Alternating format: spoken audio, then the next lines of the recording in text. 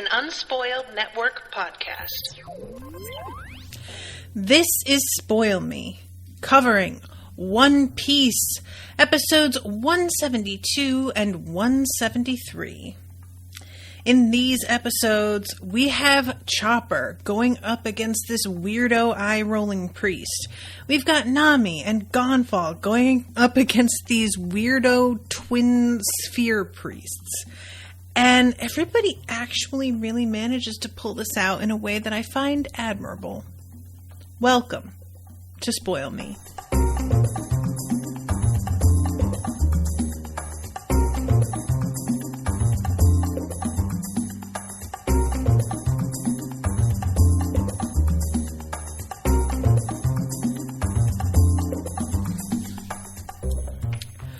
Welcome to the show, everyone. I am Natasha. Thank you very much to Florian for commissioning this episode. What's up, Florian, if you're out there? There's almost nobody in the chat that I can, or there is nobody in the chat that I can see, and I think this is the first time it's happened. It's really weird. So these episodes I actually really liked. It was, first of all, delightful to find that everything is on Netflix again, like up until like 190 something, I think is what I saw. So it's really just a delight to be able to just press play and have everything be right. Also, I can skip the intro. I think I mentioned the intro in the last episode with like the Bon Voyage song, which, I find it's not even just that I think the song isn't great, but it's more the fact that they are making the intro into it almost looks like the highlights reel of somebody's vacation. Whereas the other song intros, it was a lot more about like seeking your dreams and included stuff about like the treasure and the One Piece itself. And this one, it's like the Bon Voyage has so little to do with the goal that they're allegedly after that we have to add a little like blurb from Luffy explaining the One Piece and becoming King of the Pirates. And I just feel like if you're gonna have an intro song and it's so unrelated that you need to make a separate blurb, just rewrite the lyrics. Just have it be like, I just found it a weird thing. So I couldn't remember if I had talked about that or not. But, so these episodes are all about our friends who are less, used to fighting and being the ones that are put on the spot, having to come through for their friends in a way that they usually don't have to. It's just all of them who feel a little bit less strong and brave, having to put it on the line a bit more. And personally, I'm a fan of it, even though it does make me nervous to watch, because especially with Chopper, you guys, I don't know why I have such a hard time remembering that Chopper has the ability to shapeshift and become a much bigger, stronger, more dangerous creature. But it is always something that I forget. And then he brings out the rumble balls this episode, which I did definitely like straight up forget those 100%. So I appreciate not only Chopper getting the chance to prove himself, but that the show reminds me periodically that even though Chopper feels like a little kid and definitely has the mentality of a little kid, like to a point, that there are some things that Chopper is like it's not even like he's not used to using, but it's more that Chopper is always able to step back and let his other friends fight instead. So it just kind of feels like he doesn't get the kind of practice using this stuff because he doesn't need to, And I feel like maybe as much as I love his soft sort of cinnamon roll nature, I don't know, maybe it's time. Maybe he needs to start taking this all more seriously. I know that, like, the rumble balls will only last a few minutes. It's by no means a total solution. But when he transforms into, like, a big dude, that's at least an advantage a lot of the time. Like, he's at least the same height as most men, if not taller, from what I've seen. It's sort of unclear, to be honest, but I feel like maybe if we're going to... I wouldn't be mad if we went down the road of Chopper becoming a little bit more proficient at caring for himself and others and not needing to rely on them, because it doesn't feel like he needs to rely on them, really. Like, he shouldn't have to. He has a tool at his disposal. And so does Nami, the one that Usopp made her, which she makes use of somewhat this episode, although I still don't quite feel like I understand this weapon that well. But with Nami, like, that weapon, while it can do a variety of things, it does require, like, a close quarters sort of fighting with somebody who's going to let her activate stuff. And that's not always who she's going to be up against. It's certainly better than nothing, but it's not ideal. And then there's Nico Robin, who we see get a bit of her ass kicked this episode in a way that I wasn't, like, hugely enjoying. Look, she's coming out on top, no doubt, but nevertheless, I just don't like her. There's a moment at which she's, like, kind of kicked across the ground, and she's covered in, like, scrapes and bruises, and I was just like, no, I do not like seeing Robin in this state. So speaking of Robin, she's the one that starts this episode off. She is in amongst these ruins still, and she's looking around at the writing on some of these, like, huge monuments, and one of them says Shandora, so she realizes that, like, that's the name of the city. She doesn't know the full story, if I'm not mistaken. The story that Gonfall tells, explaining the origins of all of this, Robin wasn't there for. Correct me if I'm wrong.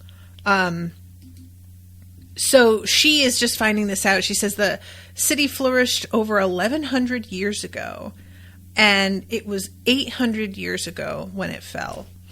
So this is when she begins to realize is, oh, okay, there's this big chunk of history that's missing.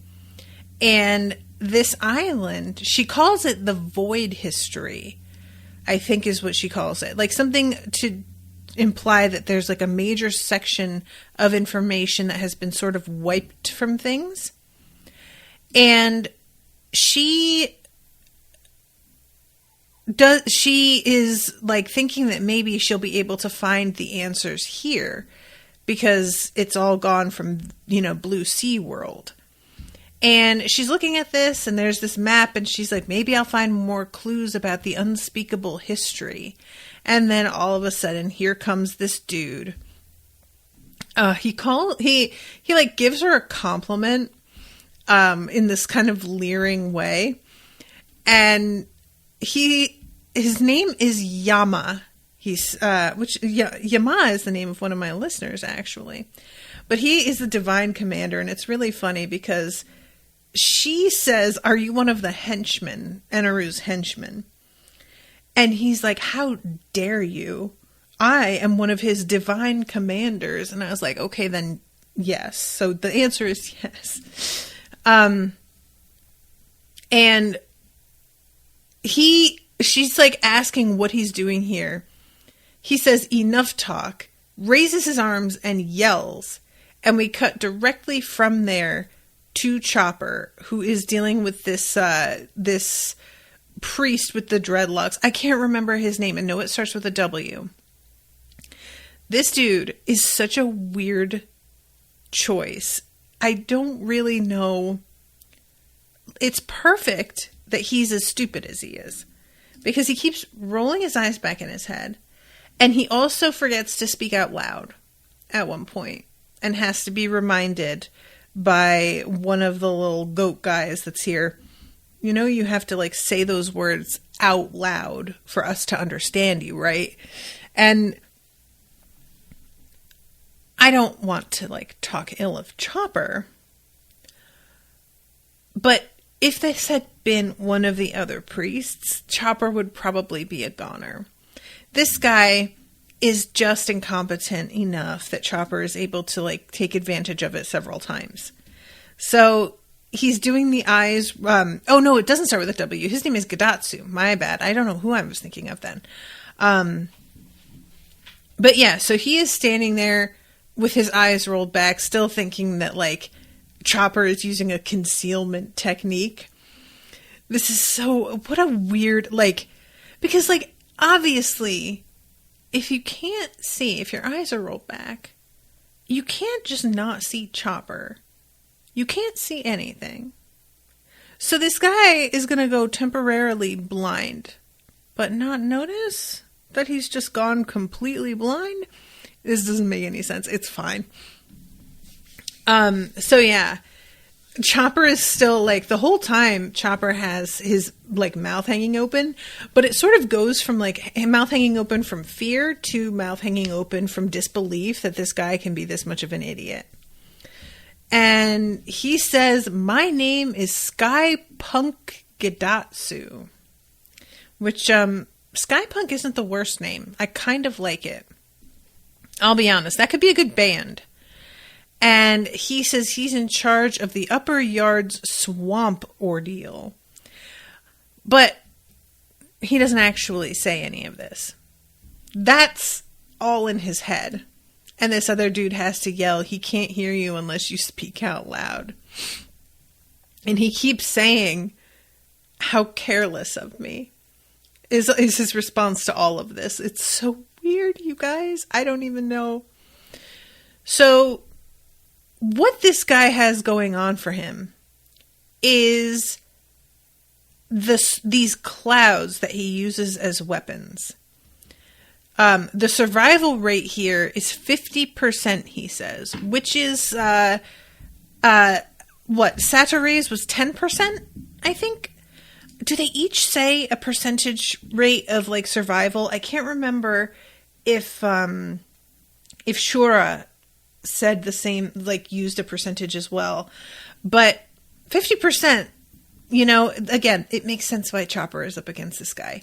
No offense, Chopper. You know I love you, baby. But, you know. So, the swamp ordeal. This dude, like, is sinking into the swamp to sort of display to Chopper what it is that he can do. And Chopper is like, "You're falling in," and he says, "It doesn't have any effect on me." And then all of a sudden he uses these dials to shoot straight up into the air. And it turns out that he has like dials on his feet that project him upward. He calls them milky dials, but it clearly is like basically making the road. It feels like it's never really been explained, but, you know, the road is called the Milky Road, and these are called Milky Dials, and I'm assuming that Milky is, like, the name of the type of cloud that they use to make roads and stuff. So he shoots straight up into the air, unaffected by this, and Chopper, adorably, is just super impressed by the fact that he has this, like, ability. He doesn't know how it's done yet. Later on, Chopper figures it out, and he takes one of this guy's shoes, which results in one of my favorite lines in the show so far, which is, "That raccoon dog stole my shoe," delivered with total seriousness and a little despair. Frankly, hilarious. Honestly, I don't even like, you know. So the way that he fights is he makes, using the dials that are in his hands, he makes these huge clouds that he throws down that sort of trap you. And he calls them a swamp cloud burger. Y'all, why is that what they call it? I hate it. I don't get it. I really just don't get it. Like, there is so much about these weapons that is certainly fantastical and maybe named a little weirdly, like the milky thing is a little bit weird. But the clouds are white, you know, and there's a feeling of like, well, okay, it's a little bit weird, but I could see how that would happen. These being called swamp cloud burgers, this is probably one of the worst ones, I feel like. I really just don't, I don't get it. It was like every time he says it out loud, I had a moment of like, really? And then had to refocus myself. But anyway, the swamp cloud burgers essentially act like the way that quicksand is supposed to react. You know, and y'all remember quicksand as kids, how much that was like in all these different properties, cartoons, Neverending Story, etc. And this cloud, you get stuck in it, and the more you try to move around, the deeper you get wedged into it, and you can't breathe. So he throws one down at Chopper, but he like aims really poorly. And the little goat guy winds up in there. And it's kind of perfect because it's an opportunity for us to see exactly what would happen if he actually landed it on Chopper. And it's also an opportunity for Chopper to see what would happen to him. Because if you don't exactly know what the consequences can be of a weapon, it's harder to be afraid of it. So, yeah, it lands on this dude's head, and he tries to, like, push it off, but his hands just, like, sink into it and then get stuck. And eventually he goes down, and it looks like he's just dead. It's pretty rough.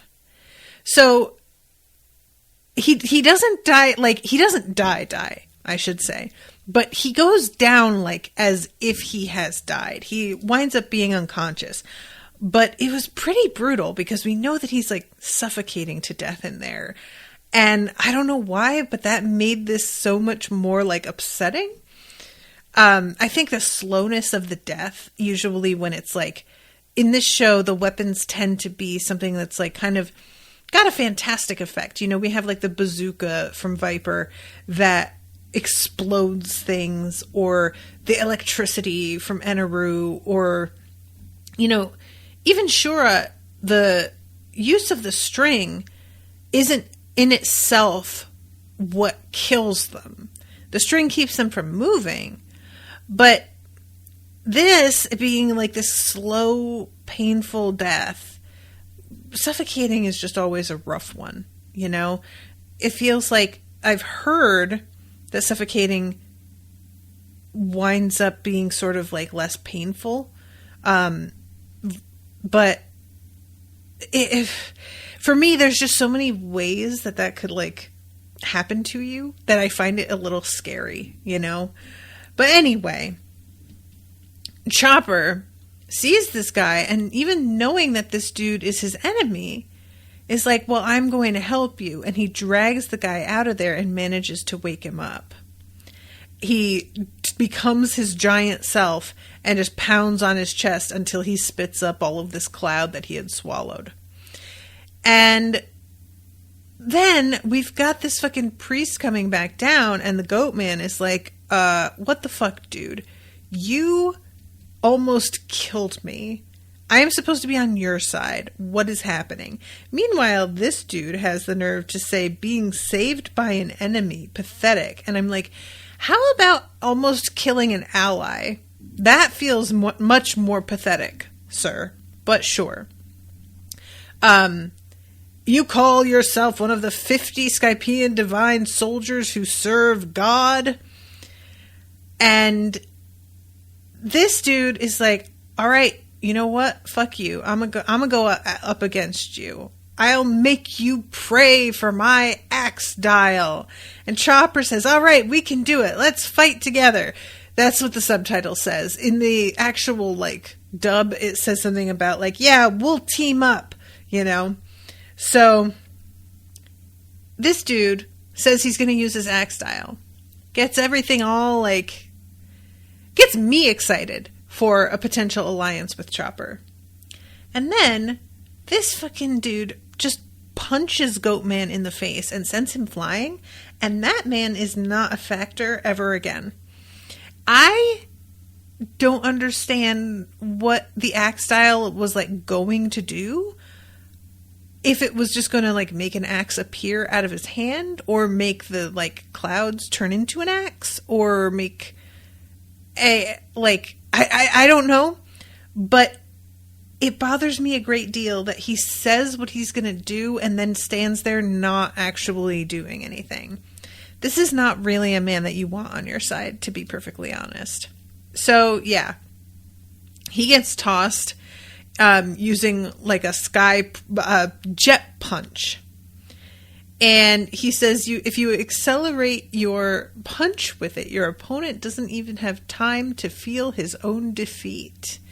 The only downside is that it rips up all my clothing.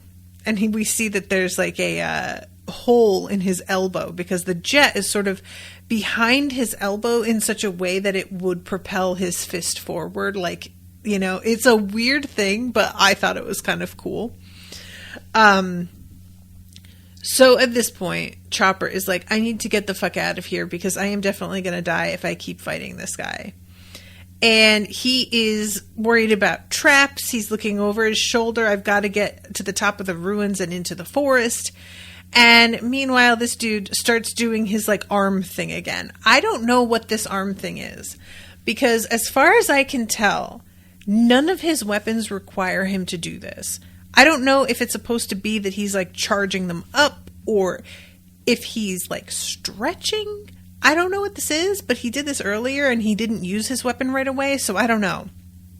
So he is like, all right, raccoon dog, I know you're trying to run, but you're not going to get away from me. I am going to use my jet punch again. And this is when Chopper pulls out a rumble ball and basically resigns himself to the fact that he is going to have to actually fight this fight. Because he was hoping that he could just get the hell out before this, but this guy is just going to keep coming after him. This is definitely a man with a sort of single track mind, I feel comfortable saying. So yeah, this is just there's a bunch of different like attempts here to get him with like the Sky Cloud Burger with the punch, and he turns himself into a perfect ball of like fur and manages to like fall out of the way of the Cloud Burger. Then at one point he says scope, and apparently it shows a weak point. It like gives him a way to look at this guy as if through the scope of an actual rifle, which that's a crazy ability. I know that we have seen abilities to actually like shapeshift and stuff, but this feels like something that you would get from an ability from a piece of equipment in like a sci-fi movie. It just feels like very different from the types of stuff that his other rumble balls or the other abilities people have had. So yeah, he's like trying to find a weakness, but he doesn't manage to do it. This guy gives him another punch and stares down trying to see whether or not he actually managed to kill Chopper. And this is when we get to see Chopper just like realizing how outmatched he might be. He says something like, I even had my guard up and he still managed to get me like this. And this is when we go back to Robin. And this dude is punching all of the ruins and like destroying them. It's so weird because he yells and raises his arms, it cuts, and then when we come back, he's punching these ruins. I'm assuming that it's the ones that she was just standing on, but the angle of the illustration is slightly different, so it doesn't feel that clear to me. And yeah, he starts to go after her, and she's able to like back out of the way a few times, but she winds up against a wall. And this is when she like gets punched and goes down on the ground. has bruises all over her. There's blood coming out of her mouth. And I was just like, oh, I don't like seeing her in this state, man. Especially to this guy who called her like sweetheart or something. Like, he says something to her when he first shows up that felt really condescending. And then we go to Luffy. We're not in with Luffy very much at all in these 2 episodes. He is trying to find an exit from this place underground that he wound up. And there's a delightful moment later on where he realizes that the necklace he has found is solid gold. And he's like entranced by it and wondering if maybe like the treasure's down here. And it takes but 2 seconds for him to grow tired of this necklace because it's not edible and chuck it off to the side. And it was a pretty good moment. Luffy is just, he wants the treasure in like a theoretical sense, but he doesn't value the treasure for itself. He values it for the fun of finding it. You know, it's just a very different way of approaching everything. So this is when we come back to Chopper. And this dude is kind of impressed. He can't help it. He's just like, wow, he's still getting up. He's still able to move. And Chopper is thinking about how exhausted he is, and he starts climbing. He transforms again into like the man and begins to climb up this like cliff face to get to the sky. And he's thinking about how everybody always has to protect me because I run away, and I'm not going to do that anymore. He says, I'm going to raise a pirate flag right here. And he jumps up and just goes completely over, what's his name, Gedatsu's head. Gedatsu is like, well, that's bullshit. The air is also like where I thrive, so I'll meet you up there as well. And as he goes up, one of his feet is missing its shoe. Chopper grabbed it while he was climbing. And he is just spinning wildly in circles because he can't aim as well because he only has the one shoe, which is pretty fun. And there's a sort of badass moment where Chopper is just watching him and seems to be impassive about it, just kind of like, yeah, fuck you. But then he ruins it immediately by saying, I'm a monster, I'm strong. And he's like, kind of pep talking himself in a way that I was like, man, you almost seemed like a real badass there for a second, Chopper. And then you had to go ruin it by actually saying something. And this dude attempts his jet punch again. Chopper ducks out of the way, and we hear him in his thoughts saying like, I almost lost control of my mantra. I have to get myself back under control. And Chopper says cloven cross and then does this sort of like double punch with his hooves at this dude. And he falls out of the air and lands headfirst in one of these clouds. And I believe he dies. It's not like, it's really weird because it feels like that nobody ever really dies on this show. But then we've had more than one statement about priests being dead and gone. And so I guess they are really dying. But if they show up later, I'm not going to be surprised. You know, like, if people saying that somebody is dead and then being wrong feels like a thing that happens plenty of the time. So I don't know how much to believe it, but it feels like Eneru saying it. I don't think he'd exaggerate. I think he'd be able to tell if they weren't actually dead. I don't know. But this is when we go to, what is her name? The little girl, is it Ayla? Something like that. And she is riding one of those, like, the little jet skis, essentially. And she is thinking to herself about how another priest's voice has disappeared. And correct me if I'm wrong, I don't think that we knew she had this ability until now. But it sounds like she's able to do the same thing that Eneru can do, which is like hear what's going on all the time. And because we don't really know where she's from or anything, I don't know what that implies about her. It feels like if Eneru is claiming godhood because of what he could do, then maybe she could also fit that description.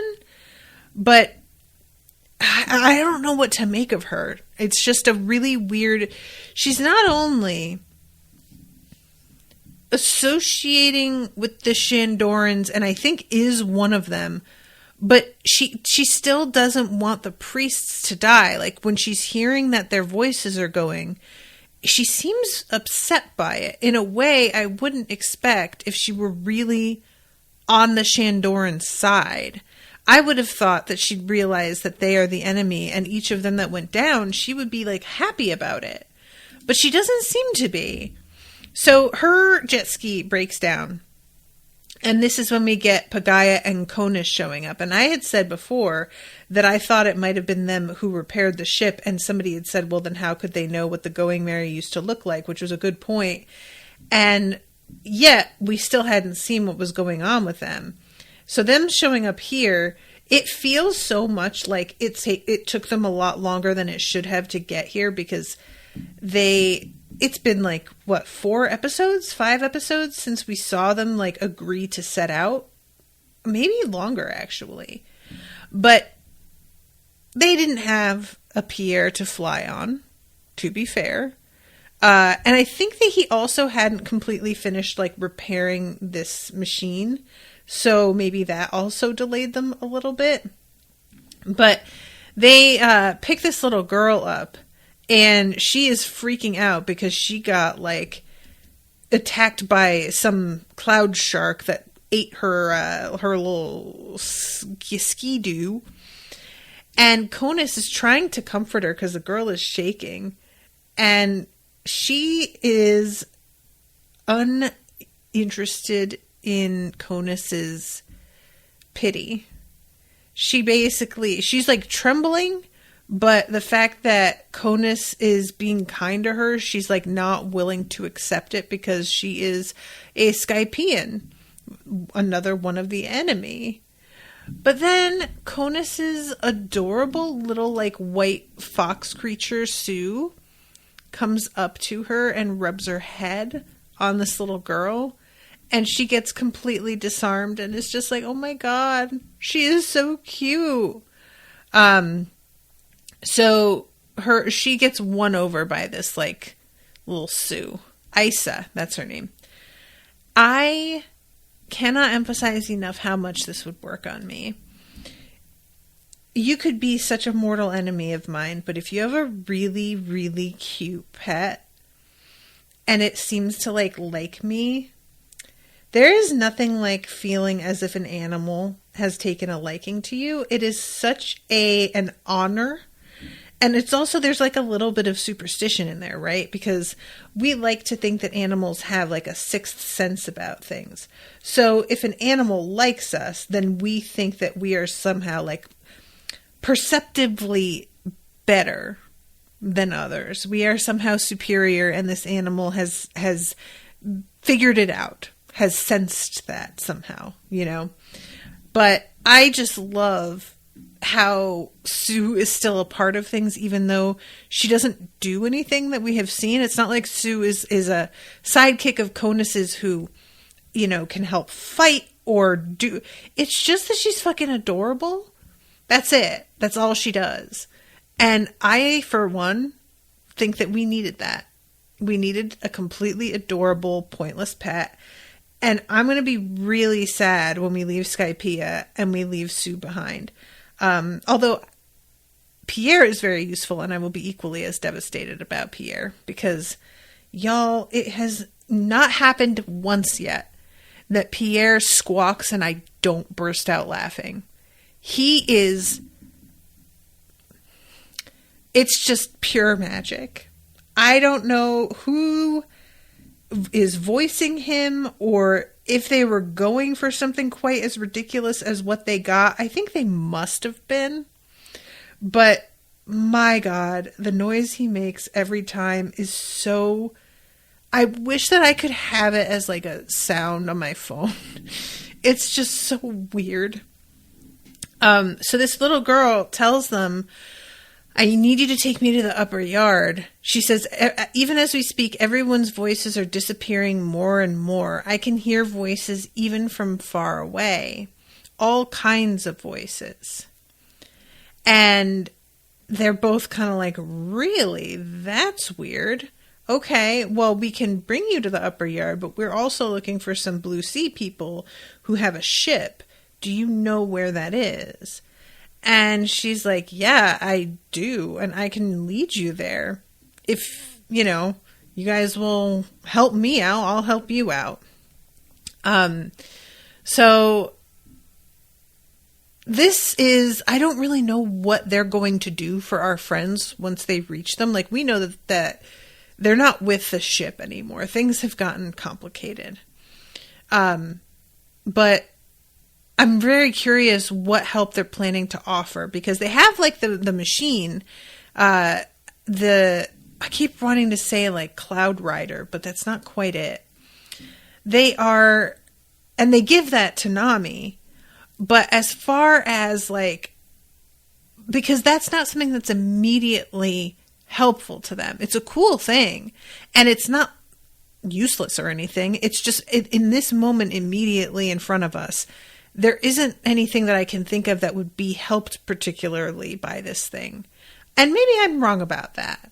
But, Nami is on the Going Merry herself. I don't want her to get on this thing and then like leave, because then the Going Merry is completely abandoned again.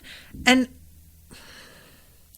I can't think that their luck is going to continue to like work out for them. The Going Merry is gonna got somehow. I'm extremely curious about this, guys, and I know you can't tell me. Not that there's nobody in the chat still, so I am not in danger of somebody accidentally spoiling me, but I know you would never. But I really wish that I could just get a little bit of a spoiler and know whether they are on the Going Merry the entire time on this show. Because it's a weird thing. I have a soft spot for it in that it is their first ship, and it's such a weird ship. But it is really like, when I went back and like viewed a bit of one of the older episodes, I think that a friend of mine was like sharing a screenshot with me because she had started watching it. And I had totally forgotten that basically that Ram's Head guy modeled the ship completely after himself. I mean, and his name was Mary. So like he just made this ship in his own image in a way that feels really like, it would be one thing if he were going to be the captain of the ship and he made it look like him, because then it would feel like, all right, yeah, it's like putting, your name on something. But he did that for a ship that he wasn't planning to sail on. And it's just a very odd choice to me, considering that he wasn't that important a character to anything. He wasn't the key to their success, really, back on Usopp's Island. So it's just, I don't know. I still am kind of hung up on how the ship that is their headquarters and the thing that they are like depending on all the time is named after and designed after a character that feels so completely inconsequential to me. Does that make sense? I want their ship to be more than that, or I don't know, cooler than that, something.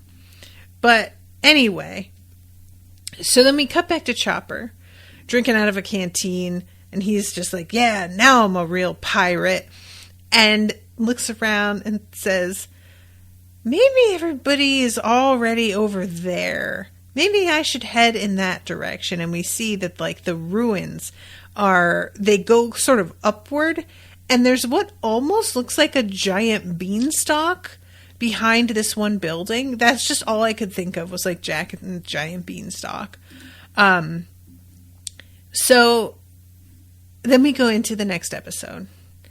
Unbeatable powers! Anel's true form is revealed. Now, I'll be honest, this is one I try really hard not to listen to the titles when they're being said in the opening, because Florian had warned me about how spoilery anime like titles can be. But this one I heard, and what I expected was that we were going to get to see that Eneru wasn't human at all. Like, when it says his true form, I'm expecting like a shapeshift kind of thing. But it seems like what we learn is that he is simply made of lightning, and that is what it means by true form. And I'm not sure, I mean, of course there's always just the weirdness of translation, and that might be all it is. But would you call it a true form when it's simply like talking about what somebody is made of and not what they look like? Because to me, that's what like form means. But anyway, okay, so this is when we get like a kind of drawn out sort of confrontation between Kamakiri and Eneru. And he is, they're both chugging along, him and this guy that he is with. And he has a feeling, oh my God. He says, can see the cloud-covered giant Jack. I said Jack and the Beanstalk, and I didn't even process that is what this thing is called. I just saw that. I wonder if the dub, if it was the same name, and maybe that's why I missed it. But anyway, this dude is traveling with him, and they're talking about Eneru being at the top and that they have to like get there because that's where the city of Shandora is. And he turns around and is like, well, dude, where are you? And then we just see, excuse me, Eneru holding his friend, Kamakiri's friend, by the head. And the man is just burnt to a crisp. Now, I have to mention, I do not believe that either Sanji or Usopp is actually dead. But I do have to ask how it is possible that so many people were successfully killed by Eneru, if indeed this man is really dead, and Sanji and Usopp are going to manage to make it out alive. There's gonna have to be some like really extreme particular exception that makes sense for me to accept that they wound up not dead and everyone else did. Because like, this dude is instantly dead. This isn't like, if you try and make it, oh, well, they wound up getting administered like medicine by Chopper, who is an exceptional doctor. That wouldn't matter to a corpse. And that, if we're going by the rules of how this has worked with literally everyone else, would be what they are, is a corpse. So I don't know. I keep seeing how like intensely powered Eneru is, but then I'm meant to believe that Sanji and Usopp are probably going to be fine. And I can't reconcile that at all. It just, it's a really, it would be one thing if it felt like they had somehow escaped a direct hit in some way, and it wasn't as like, it wasn't as successful an attack from Eneru for either one of them. But that isn't the sense that I get. It seems like it's supposed to be the exact same kind of attack. So I don't know. Maybe I'm just missing something here. But yeah, this guy goes down and is like completely fried. It is an instant and the guy is gone. So Kamakiri is then like, well, you bastard, I'm going to fucking face off with you. And we get this sort of like drawn out. I'm just going to say what it amounts to essentially is Eneru gives him 5 minutes of he will not move. Eneru will not move. And this guy is going to get to try and attack him in any way he sees fit. And it's when I say drawn out, I don't just mean on screen. It's very strange to me. But then we like cut away after he gives this guy his word that he won't move. And when we cut back, the dude is about to make his first attack, which is to try and stab Eneru in the side of the head with his spear. The weapon does indeed stab him and goes all the way through, but it does not have any effect. Eneru seems totally unbothered. And indeed, because Eneru is made of lightning, this dude's body seizes up around the weapon because of the connection to Eneru's head. So the dude winds up fried a little bit, but like he's not dead. And then he tries to flee as he realizes I absolutely cannot beat him. And Eneru, when the dude like tries to run, he turns around and Eneru is like right in front of him. And Eneru actually said, 5 minutes are up. And that really startled me because am I meant to believe that it took this man 5 minutes to make the one attack of stabbing Eneru in the head? That was the whole 5 minutes? Was that one try? Or is it just meant to be like kind of Eneru isn't sticking to his word, and when he says 5 minutes are up, he just means like, I'm not letting you get away with this, and it was by no means 5 minutes? Maybe that's what I'm supposed to believe. But it just felt like what we like cut away and cut back, and there's no real indication that this guy had tried any other means of attack. That felt like the first strike was the one to Eneru's head. So I don't really know, like, it just felt like I was going to get to see a series of attempts by this guy. And we just get the one, and then he is immediately, like, taken out. And it's not like I was particularly disappointed about not getting to see a bunch of attempts, because I trust that this guy Kamakiri is not going to be a match. But it just confused me because I thought I had a good idea of what was coming, and then it just wound up not being that at all.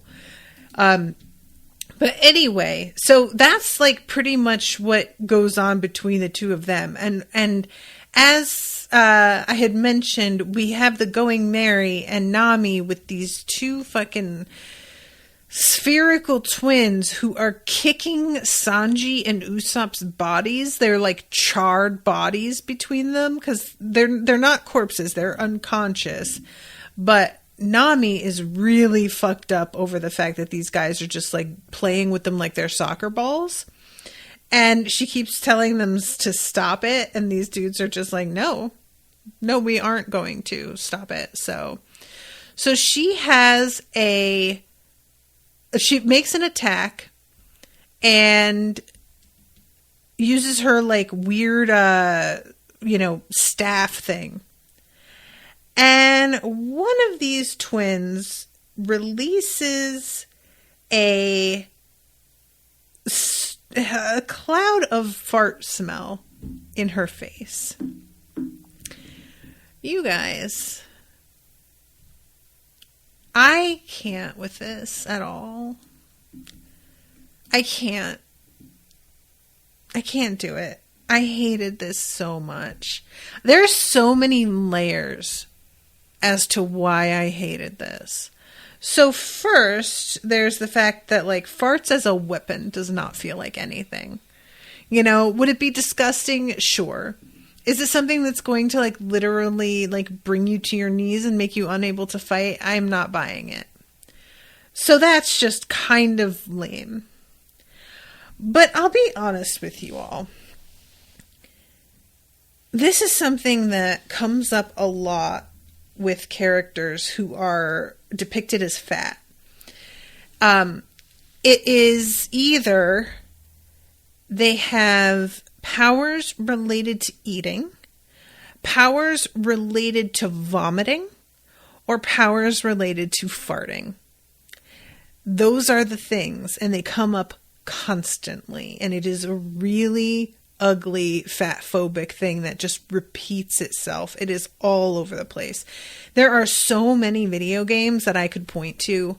I can't remember the name of one, but there's like this fat woman who's like on a one of those like mobility scooters, which is like such an ableist thing, as well as people imply that fat people who are on mobility scooters are only using them because they're lazy and don't want to walk around, instead of thinking about the fact that maybe this person is disabled and has gotten heavy because they don't exercise because of the disability, you know, like, hello, but everybody thinks that they fucking know everything. So anyway, in this video game, it's a fat woman on a mobility scooter, and she is like a zombie. She's dead, but she still like eats and vomits on you, and the vomit is like acid or something like this. So, and that's a particularly graphic one because it's a more modern like RPG game. I wish I could remember what it was. It's something with zombies, and I can't. I don't know. But it's one where this is meant to look like an actual person, and there's a real grotesque quality to her, again, that feels really fat phobic and really ableist. And then there's a game that I've been playing with Owen that is a kind of a puzzle, like a puzzle / battle game. Might and Magic Clash of Heroes, if anybody's interested. And one of the like big villains is a fat guy whose power is he turns people into food, eats them, and then vomits, and his bile is acid. And I could go on. This is such a thing. And the fart thing is like honestly pretty restrained considering what I have seen out there. But I have to address it because my God, is it tiring. And it's so ingrained in our culture and other cultures to put this kind of like this particularly gross ability on fat characters, that as a kid, it was taken for granted by me that was how things were going to go. And I just didn't see a problem with it because of course. And as I got older, and especially as I began to gain weight, unfortunately, when you have thin privilege, you just don't see it a lot of the time. Even when you believe that you're fat, it's not the same as actually being fat.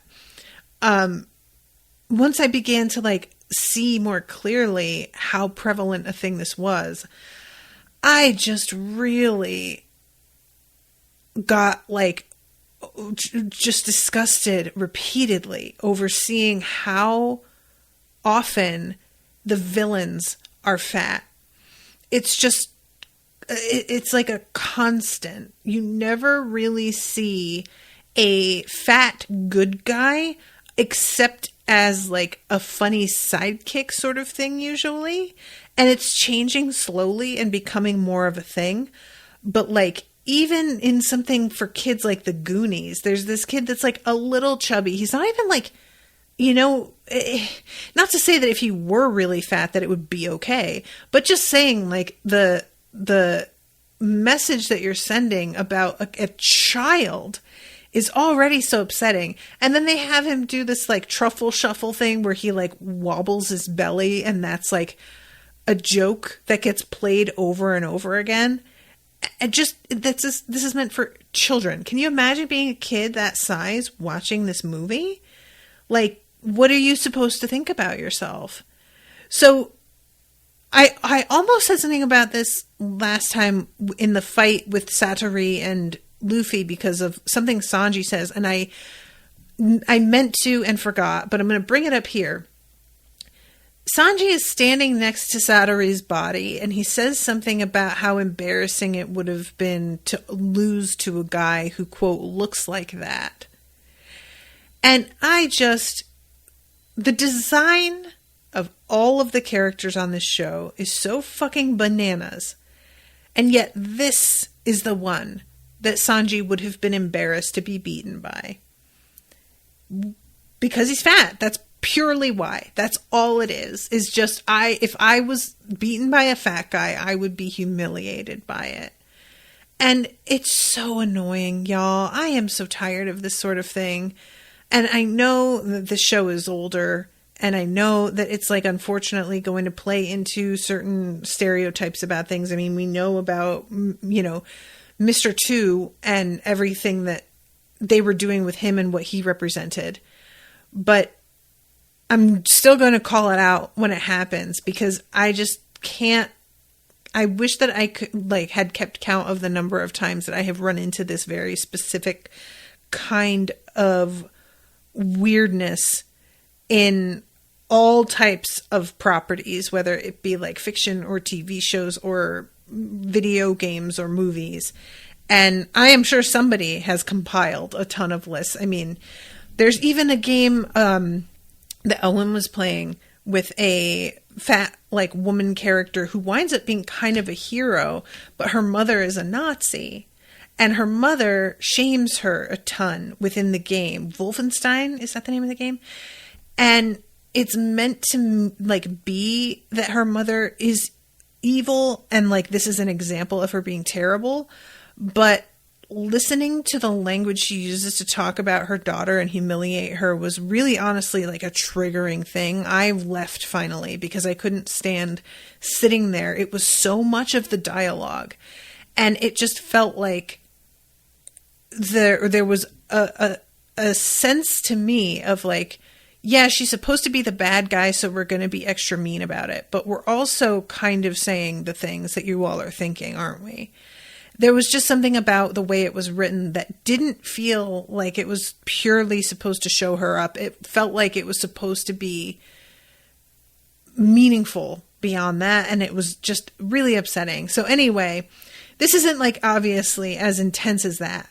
But it just had it just was the same kind of moment here with these two being so over the top. And yeah, so it turns out anyway, going back to them, that they have a couple of different dials. They aren't working with just the one. And because you don't know what they're going to be using as a weapon next, and because they both look the same, they aren't going to be able to prepare for the weapon that is going to be deployed against them.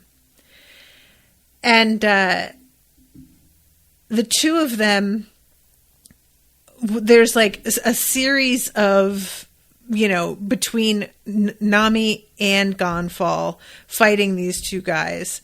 And they're each sort of going after them with the wrong weapon for the dial that they're using. And it turns out that this fart gas can be lit on fire, which does actually turn it into more of a weapon. But it doesn't really seem like it did that much damage. Gonfall flies off the ship, but he isn't hurt by it. And he doesn't actually get sent very far. So Gonfall comes back up, and he decks one of them, sends him flying. Kotori, that's the one that goes over. And then that leaves the other one for Nami to deal with. And what she does is a thing with using like mist, because this guy's dial is like fire based. And she changes the temperature, and then the humidity also sort of adjusts because of the change in temperature. And it creates a mist that makes it a lot harder for him to use the fire power that he has. Fire power. You know what I'm saying. But yeah, this... there's also a thing with his gauntlet. I'm trying to see, she uses it to like punch him over the side, and it hurts her apparently, but I don't know exactly what it's supposed to do. He says it hurts, it won't hurt for long, but you did wonderfully.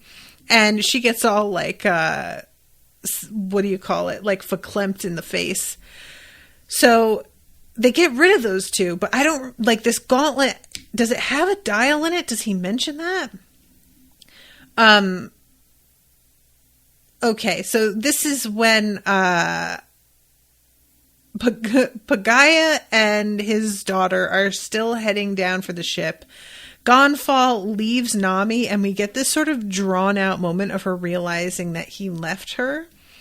And that was done really well. I thought that was actually genuinely funny. But Gonfall is just like, I feel like Eneru is about to do something to all the men that he took from me, and I need to go and handle this shit. So he takes off on Pierre, and shortly after that, what's his face? Pagaya and Konis show up, and this little girl decides to act up right here, but she's saying, if you go any further in, you won't leave alive. And is just basically like ready to fight them here. She calls Nami blue sea scum. And I love the way that Nami is just looking at her with her hand raised in that gauntlet and is like, yeah, you want to start something, kid? And Konis is like, these dudes are burnt black. We need to get them some first aid immediately. And then we get a sort of montage of the fights that are going on other parts of the island. And we get to see just kind of the complete, like, carnage that has been happening all over the place. And it's done fairly well, even though none of them are moving images. It's all sort of stills. I thought that the, like, sketchy way they're drawn and the change in the color of each of them was pretty evocative, actually. So I'm trying to see. Oh, okay, right. So remember how I said that Eneru winds up right in front of this dude? Eneru does I think he says 1 million volt attack on the guy. And Kamakiri. And this is an enormous explosion. Oh my God. Excuse me. I'm so sorry. I don't know where that came from. It was mid-word. I didn't even feel that coming. But it is something that gets everybody's attention, and it starts to electrocute people who are very, very far away. And Isa, who can hear voices, starts to scream because she can sense all of these people dying at once, which honestly is a very traumatic thing, no matter whose side they're on, for this to have worked in such a radius. It's pretty intense. And it doesn't look like Eneru meant to do it, because he says whoops. So yeah, he says 20 voices disappeared after that discharge. Fools. So yeah, I think that was like an unintentional side effect, but what can you do? So we go back to Robin at this point. I'm so over time. I really do have to wrap up. But Robin is still at these ruins, and she is like struggling to her feet. And as she does, we get a reminder about how many people are down, how many remain. Only 7 Shandorians. And Eneru says that means that there is 25. There are more left than I expected, but I'll corner them all slowly but surely. And he says, who will get to accompany me in the end? And he gets this look on his face. And then we have that moment with Luffy finding the necklace and being really excited. And that is the end of the episode. So there's a lot going on. There really is. And I am just so into the weirdness of Skypiea, the whole terrain being as strange as it is, and the dials and everything. I've been really enjoying this arc. So I am excited to see what happens next. All right, guys, I'm going to wrap. Thank you again so much for listening. And hopefully I'll see more of you at the next recording. Until then, toodaloo, motherfuckers.